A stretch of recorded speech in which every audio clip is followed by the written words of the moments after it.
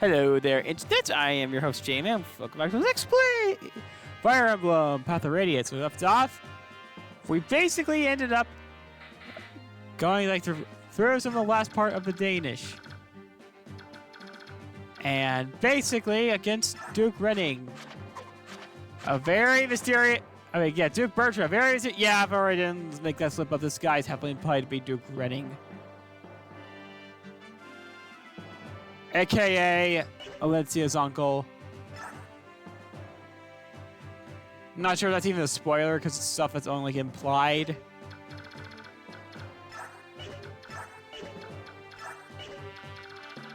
But in a weird twist of events, Elincia joins the battle as a not-so-great Est.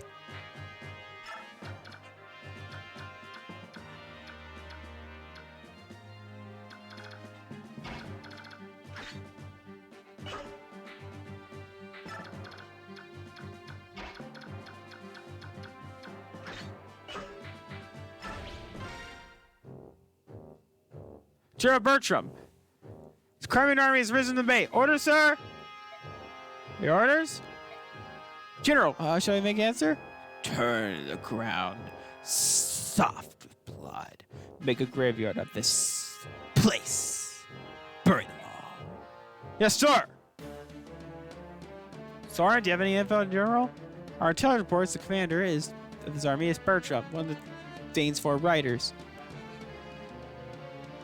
One of the 4 riders, so he's on par with that one we fought earlier. Petrine? Was it?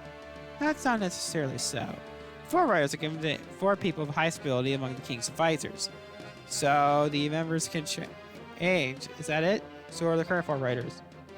There was Petrine, who was defeated at Ribbon Bridge. Damn man-faced Bertram.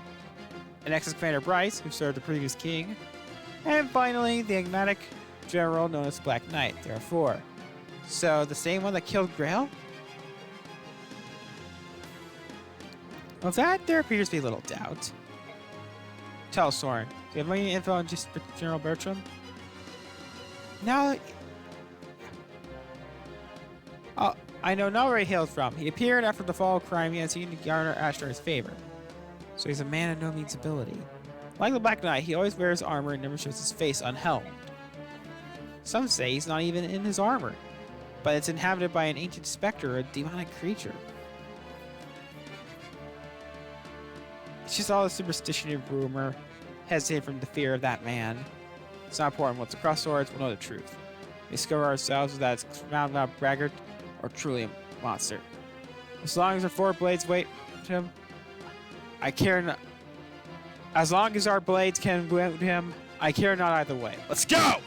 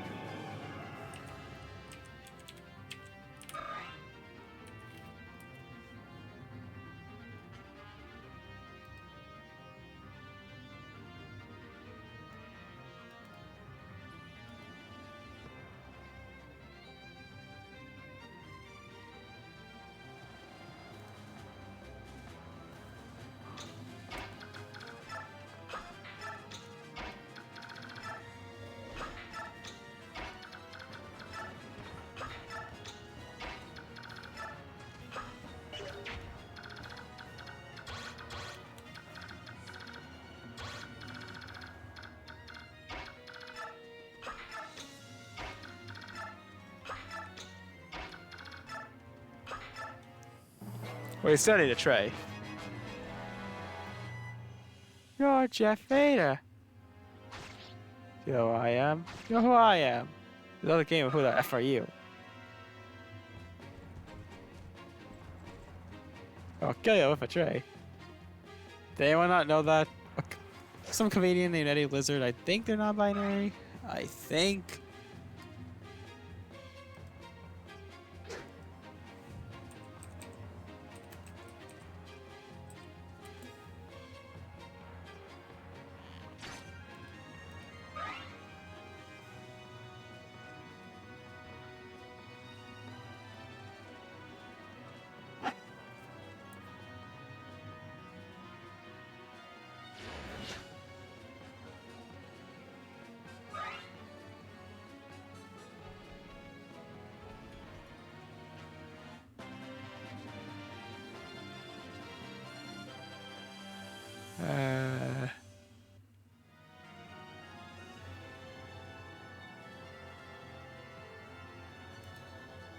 Oh, they're gender fluid.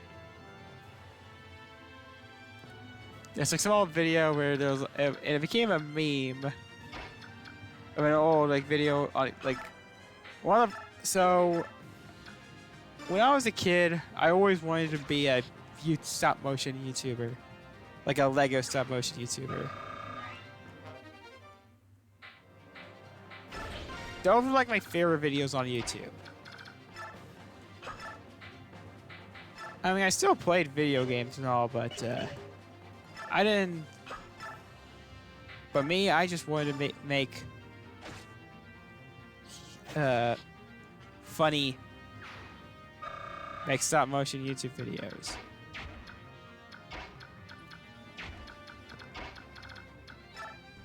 I never really did. I had an idea for a video where me and... Okay, so... Yeah, I think I talked about this like in previous video where me and Sean went to Canada. Or me and Sean... Where I was talking about Tetris, about Howard Lincoln. So I had a funny video about this. So... I don't know if anyone knows this, but Nintendo actually was at one point the primary owner of the Seattle Mariners, which is Seattle's baseball team. Basically, it was mainly an attempt to try and keep the team in Seattle.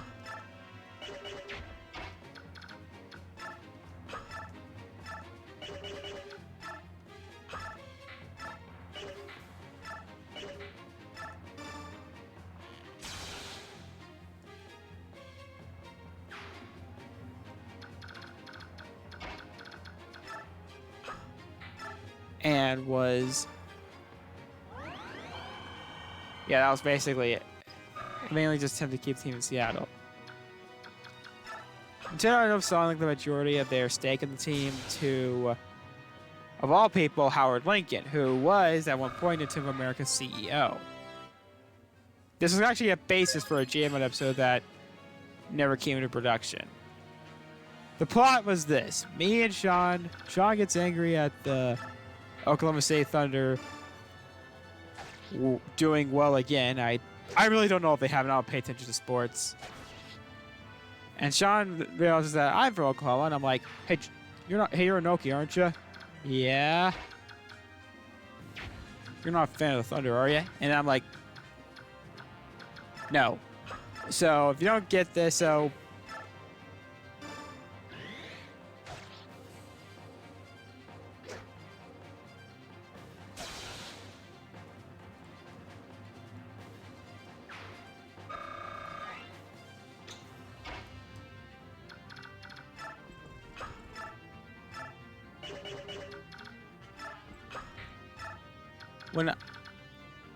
Basically, when I went to Seattle, which was the key reason why JMod even takes place there,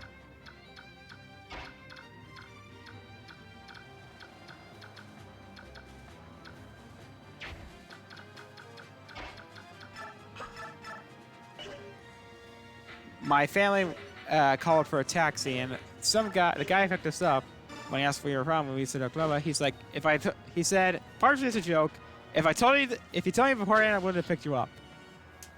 This is mainly because the Oklahoma State Thunder used to be the Seattle Sonics before my state bottom out. And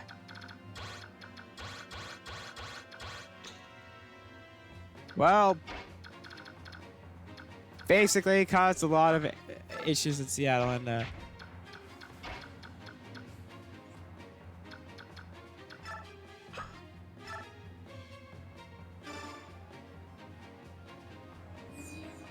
basically, Sean, that's kind of a reference. So I made a running joke for this episode, or later episodes of JMod, that the Oko State Thunder is treated like the devil, and that I have to play along and pretend not to care. Sean is... So what happens is that basically I tell Sean that I met Howard Lincoln. However, I ended up giving the guy a heart attack. Another joke that's probably too convoluted to be funny. Basically, during like the Senate hearings that resulted in ESRB's existence, Howard Lincoln said that Night Trap, this terrible FMV game that was being accused of encouraging to kill women when you're trying to save them,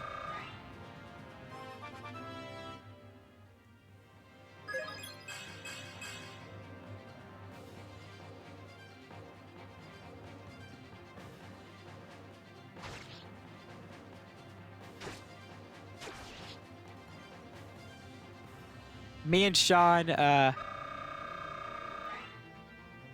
he said that Night Trap would never be on a Nintendo console. What's funny is that it actually was back for the ill-fated Nintendo CD, which never happened and resulted in the PS1. But even if it did, this whole Nintendo saying that it will never be on a console basically stopped that from happening.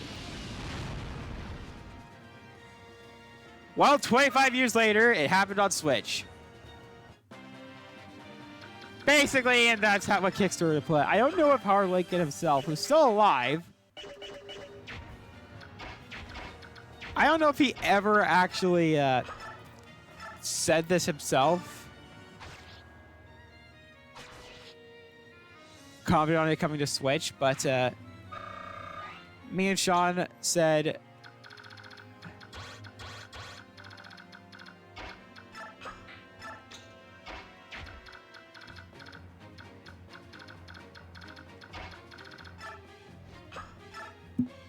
Basically, what happens to me, it cuts like me saying, holding a copy of the physical version of the Switch, and I said, hey, remember when you said this wouldn't be on a Nintendo console? Before giving him a fatal heart attack. And then he's threatening to file a lawsuit against me and Sean, and my magical lawyer thing that happened in me and Sean going in Turnabout Idiot, that wasn't going to work that time. So me and Sean, so that meant however, he did have a workaround. If I beat them at a baseball game of his choice, beat him at a baseball game, he'll call off the lawsuit.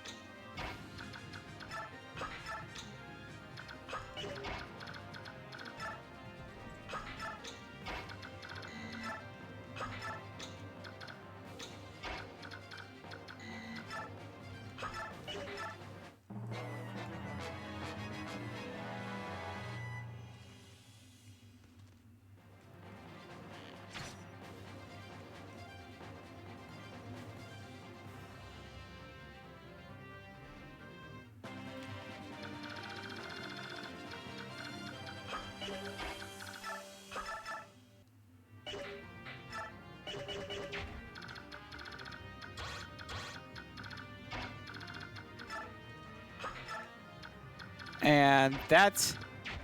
So basically, the whole episode is basically me and Sean start trying to gather other people for our team.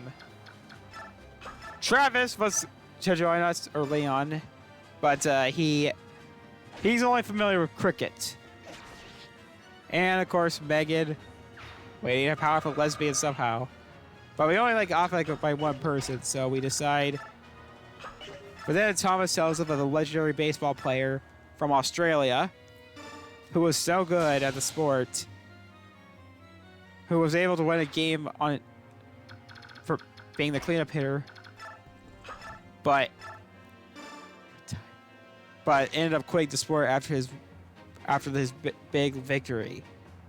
Okay, if it already wasn't obvious, it's Leon from Danganronpa. Yeah, this episode was meant to confirm Travis's name change to avoid confusion, because okay, at the time when I was making Jmod, I couldn't find a model of Leon from Danganronpa.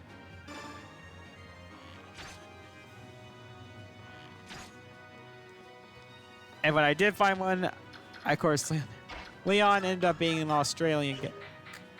Leon at first declines until Mikan basically goes all yandere and threatens to kill him unless he agrees to play. Leon about like, women scare me.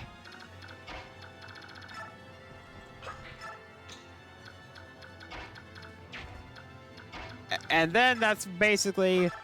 So, the thing about the Mariners, to my knowledge, they're not like a amazing baseball team, because they're the only team in the MLB to not make it to the World Series.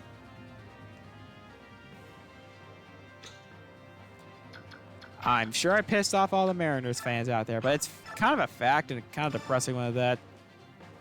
So at first, me and Sean were, during the game, me and Sean were like, and yeah, at first I didn't want to play because, well, because backstory reasons I don't want to heavily spoil.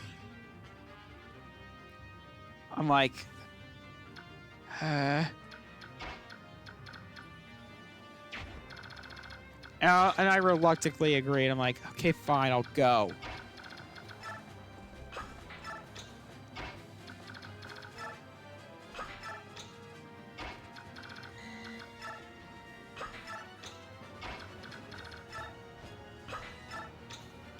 And then there's some jokes about Travis like not knowing how American baseball works. He's like, where are the pads? And why is the field so large?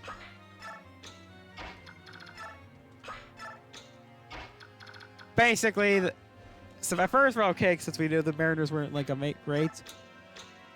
Like, are you even worried? Don't worry, the Mariners never won them.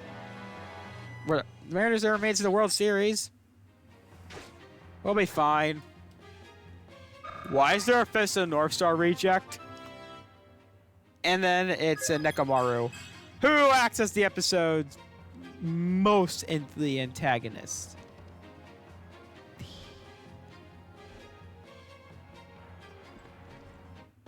Yeah. Basically, he was coaching the team Leon was opposing. Like, the opposite team Leon was competing against when he hit the home run that landed in Sexton Hale's backyard.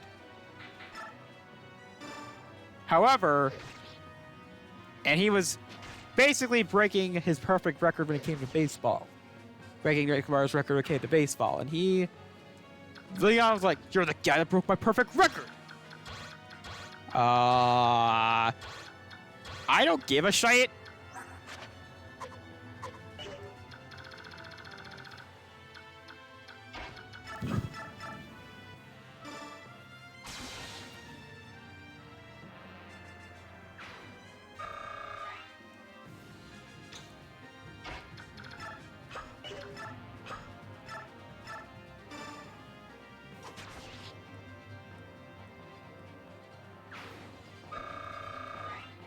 And so then basically everyone starts doing well.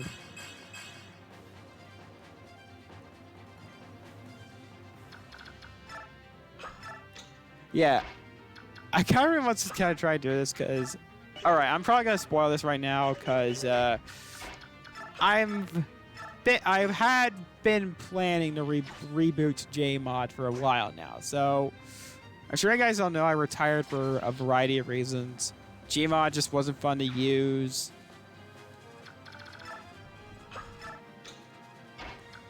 Gmod just being a pain to load because of how much stuff I had. It taking up so much space on my hard drive. I always felt kind of depressed. Felt kind of awkward about having to mostly can Gmod. Because I had plenty of ideas for future episodes.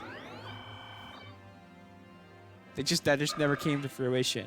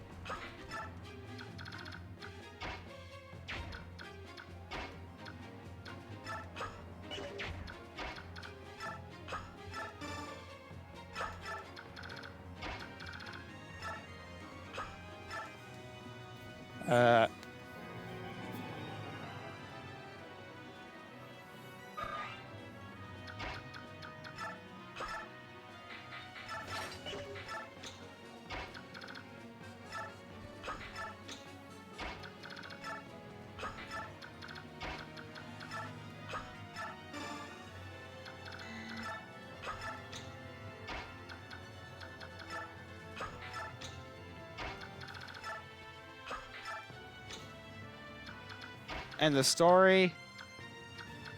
In fact, it's kind of one reason why I'll often expand the lore with my April Fool's videos. Yeah, I really need more spots with my laptop and everything. And my money.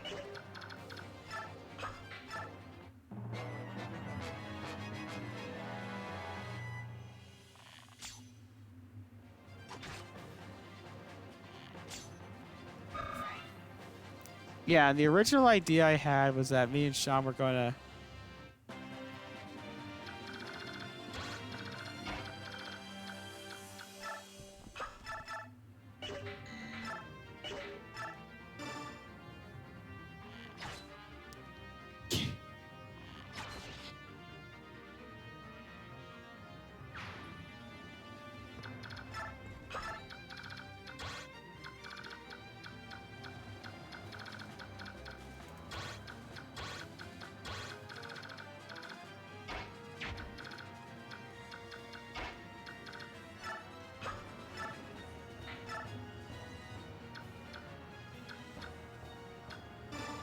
kill.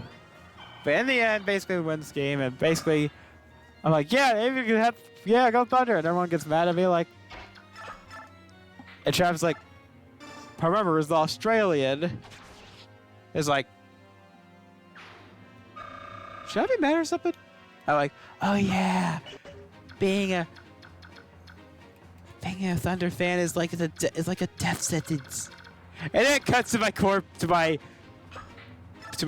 my body being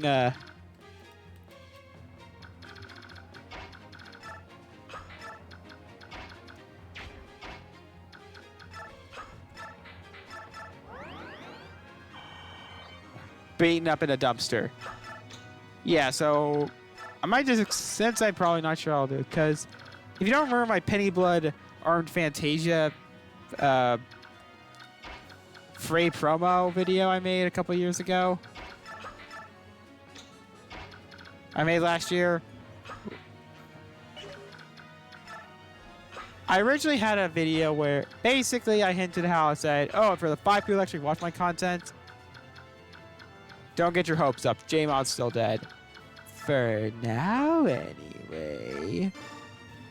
That was meant to be a hint of what was to come of J-Mod's return. It was J-Mod was the reboot was all gonna be in Koikatsu. It was something I had toyed with for years, but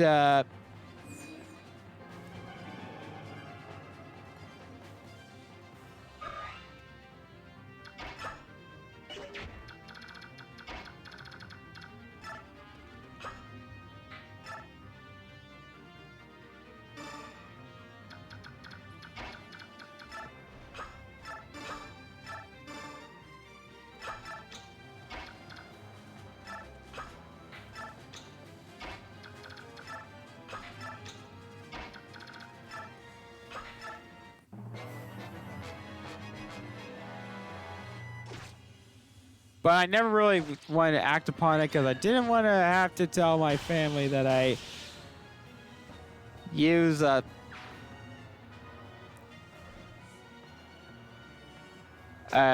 not safe for children game to make YouTube videos.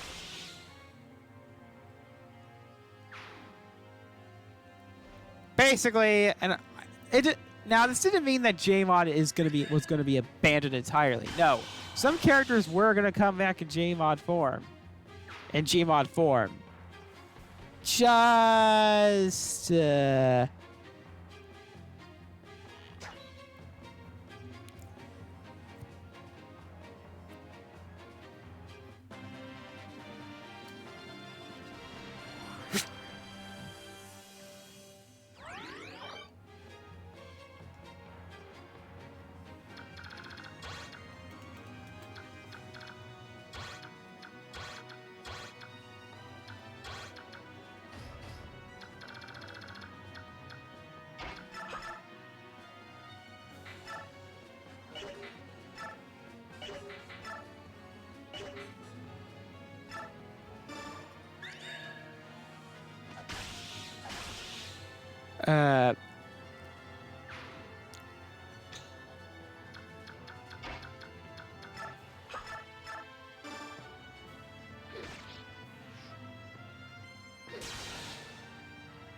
just not as much as in the focus. Basically, me and Sean, it would have opened with how the episode where, how after Adventures in Pet Sitting, where after the guest, who I'm not saying by name, had bitch slapped me and Sean.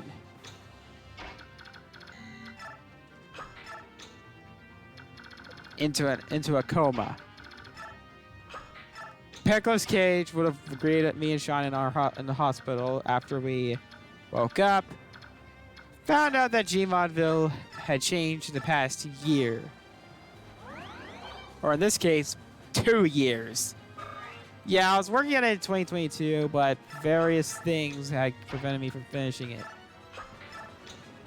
Basically, me and Sean woke up. We found out that Gmodville in the hospital, that it's been... Yeah, I started changing it to 2 years because basically the joke was that me and Sean were not going to E3. Yeah, in fact, I initially wanted me and Sean to return to E3 2022, but we all know that wasn't fun. Because, damn, if only...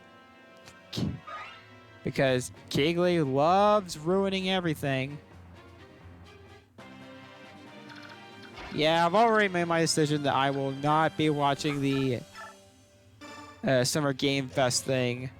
Like the main show. The other companies I'm doing are fine. But not the main show. Especially how I almost bored to death. How I almost literally died. My phone almost died from watching it. And you know what's bad? When the only memorable thing of your convention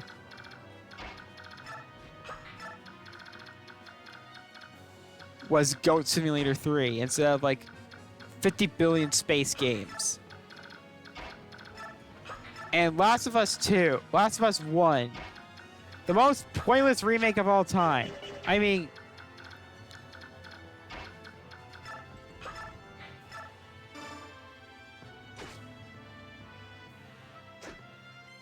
I don't hate Last of Us Part PC because it's a bad port. I hate Last of Us Part 1 because Last of Us was never great in general.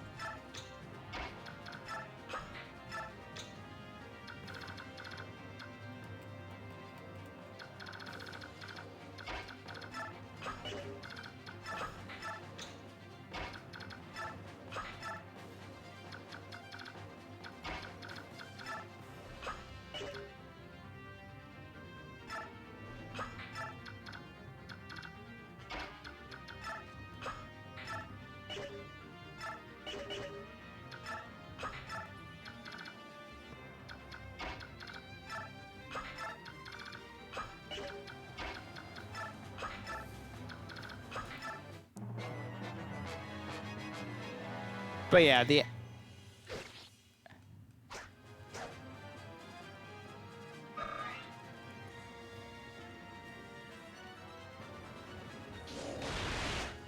me and Sean were to wake up. I'll just spoil the plot. Basically, there was some guy who basically like life pickles kids would have like a different job he does, but he was kind of a dick. And if you don't remember how Godo basically killed Hina, he was holding him at gunpoint because the coffee machine was broken at the 7-Eleven main show I went to, because I still was sad about E3 being dead. Sean telling me, if it go by McDonald's, we got making that stupid face. Yay! And the episode ended with me and Sean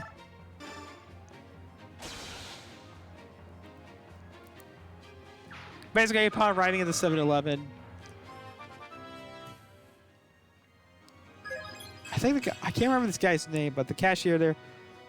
Basically, it turns out that the coffee machine was broken and the sign was on white paper in red ink. It's an Ace Attorney spoiler, so I won't spoil it. So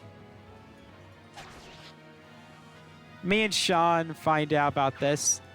Basically, he decides to leave and go to like a nearby Starbucks.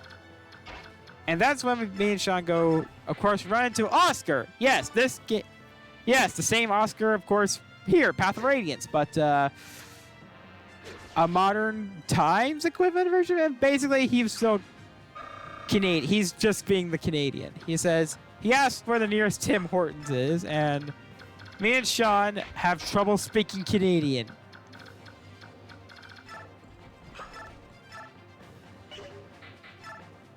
We're like, what'd he say? I think he wants us to be hosed.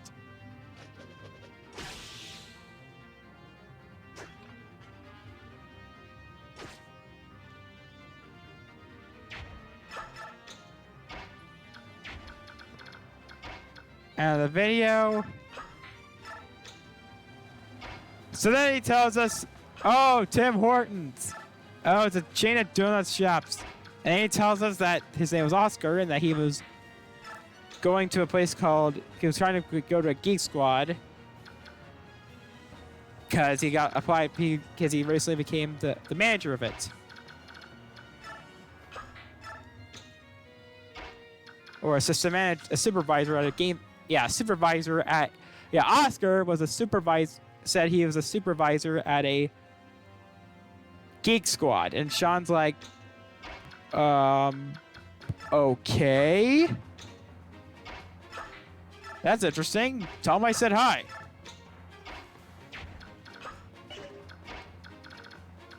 And then the plot ends with me and Sean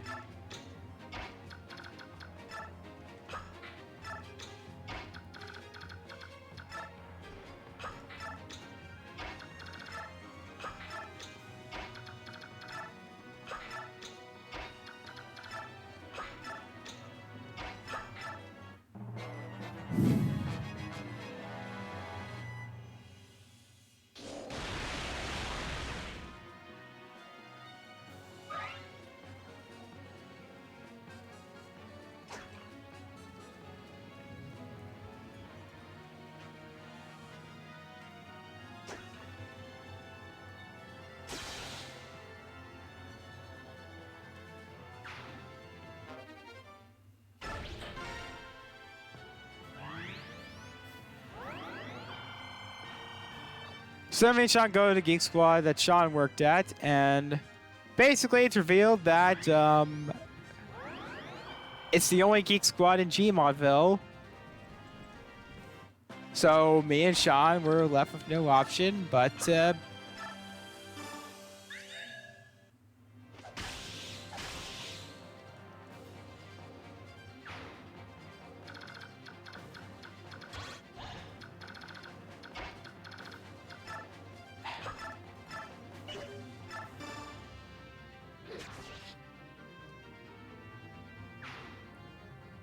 so it turns out that Oscar was actually Sean's second boss. I'm like, what? Hi there, Ozer. You're the guy that's taking over? Oh, you work here too, eh? Yeah, it's Oscar, eh? We literally met like 5 seconds ago, yeah, Hoser.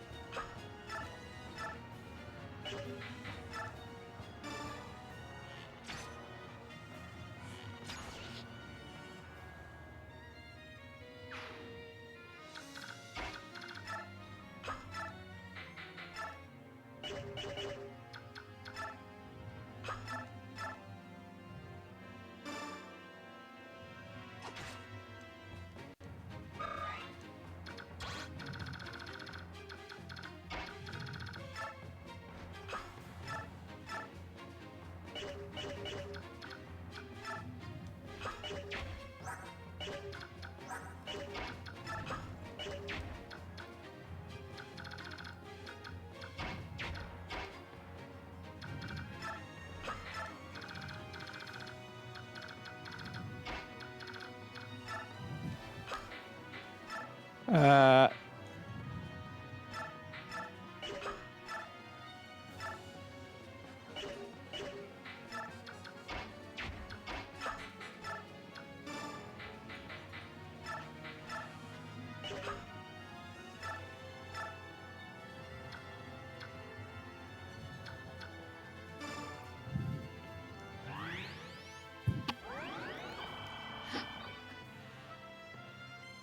and then that's when I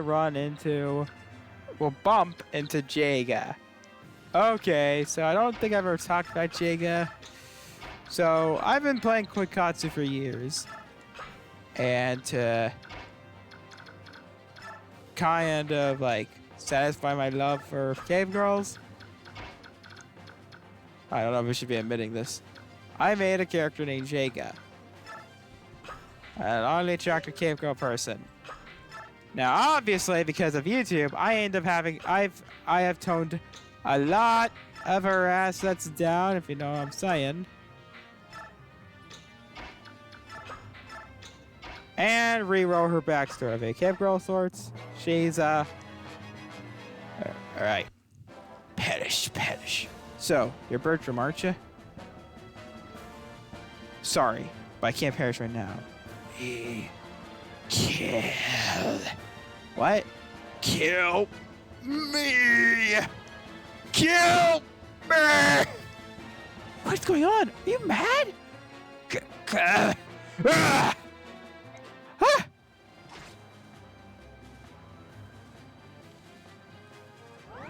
So then me and Sean basically bump into Jaga, who claims to be a stage actress.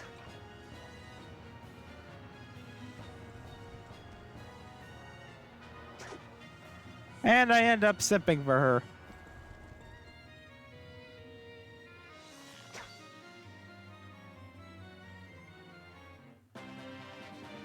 Like, real hard.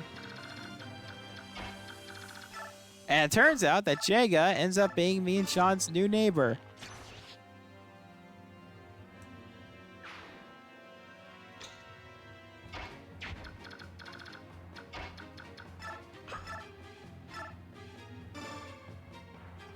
Oh, and another big reveal was that me and Sean... Basically, it turns out that Mr. Landlord,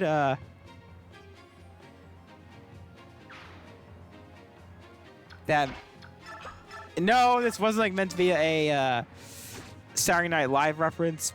If you, Mr. Robinson, the character I just thought was funny. Maybe I forgot that there was a character named Mr. Landlord. I just really wanted like a landlord character. Basically, me and Sean's landlord would have basically took our house and our stuff because somehow when we were in a coma, we never paid our bills. We never had our chance to pay our bills.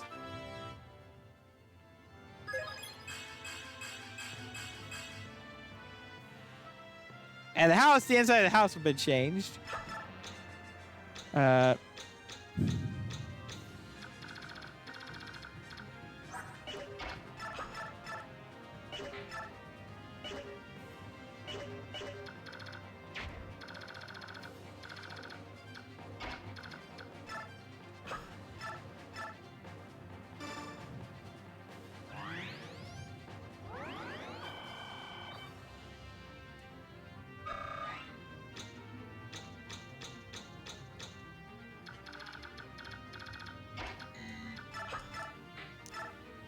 Since, of course, no more Gary's mod means no more using the house from Breaking Bad.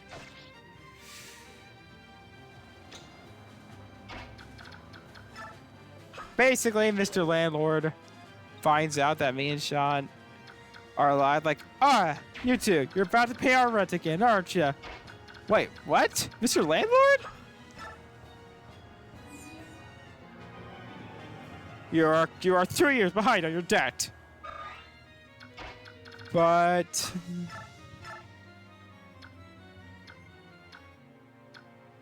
we've been in a coma for almost a year. That's not an excuse to not pay your debt.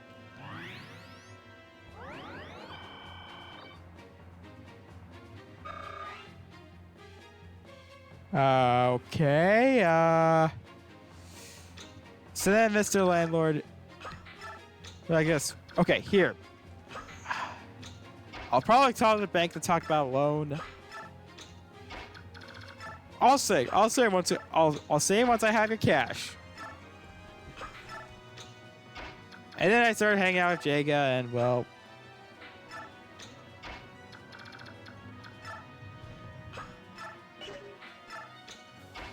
yeah, Mary Suey thing there. I'm like, and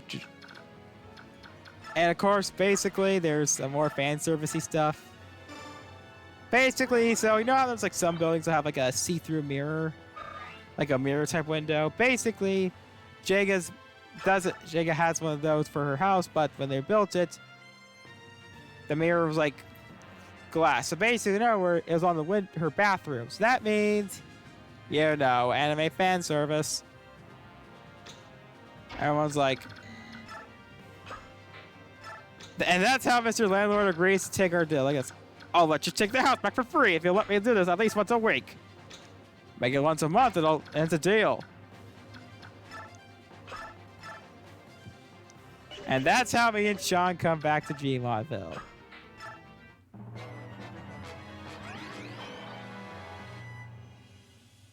I even had models of the characters from Jmod to come back. And then there was something that's funny as a joke, because I started like some joke about how being a VTuber, and somebody on my server said, I was like, a Reaper big titties? I'm like, I started writing that train of thought, and I decided I'm gonna make a sexy gender bent version of myself.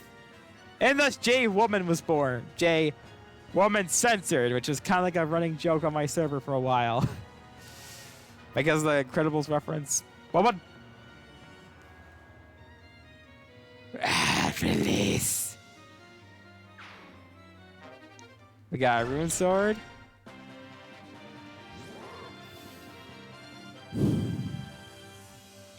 Yeah, so that was like another episode I had planned. Basically, me and Sean were gonna wake up, basically find out that our genders have changed.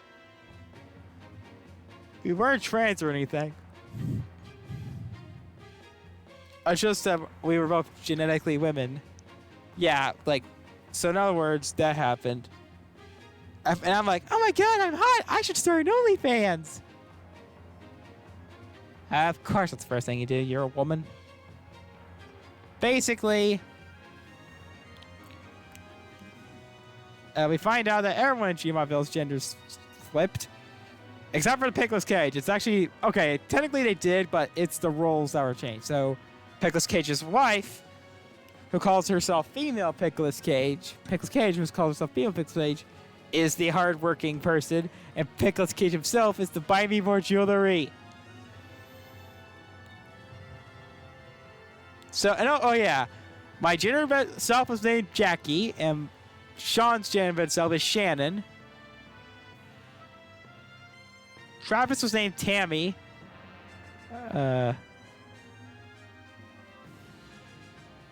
Jago made Jeremy, I guess.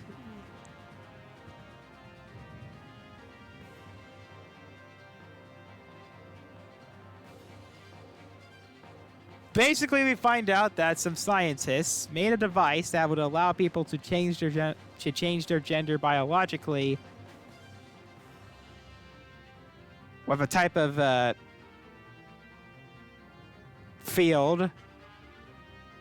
without having to use surgery.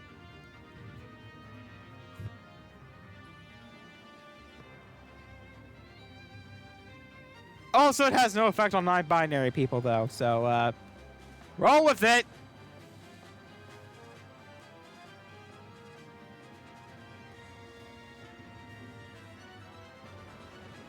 Yeah, for a non-binary person like this, hey, we're like, yep. We're just checking to see if the gender identification changes non-binary people. So, can you get the fuck out of my house, please? Okay. And basically, the video ends with like the scientists who find the device. They're stolen by Telltale Mafia, who are the only ones immune to it. And the video ends with me and Sean there. I'm like, I wanted to be an OnlyFans model. All right, enough weird that. Let's end this. Sir, the enemy troops are fleeing. Should I get chased? Okay, why is your character model a green soldier when your profile is a white soldier? No, I'm wrong. We have enough for today. Get our men inside the fort and give everyone a break. Yes, sir.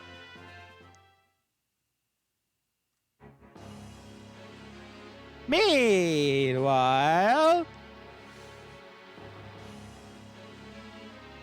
so crime is won our victory, have they?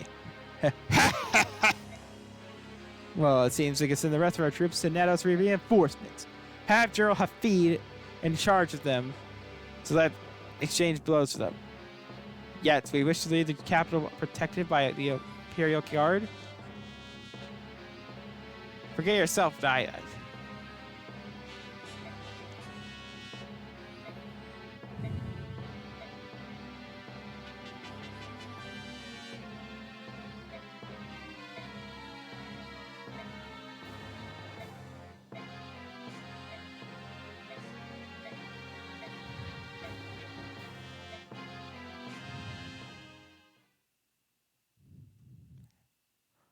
Well, that was an interesting talk. So I'm going to end the episode right here. Like, subscribe, all that sexy stuff. See ya!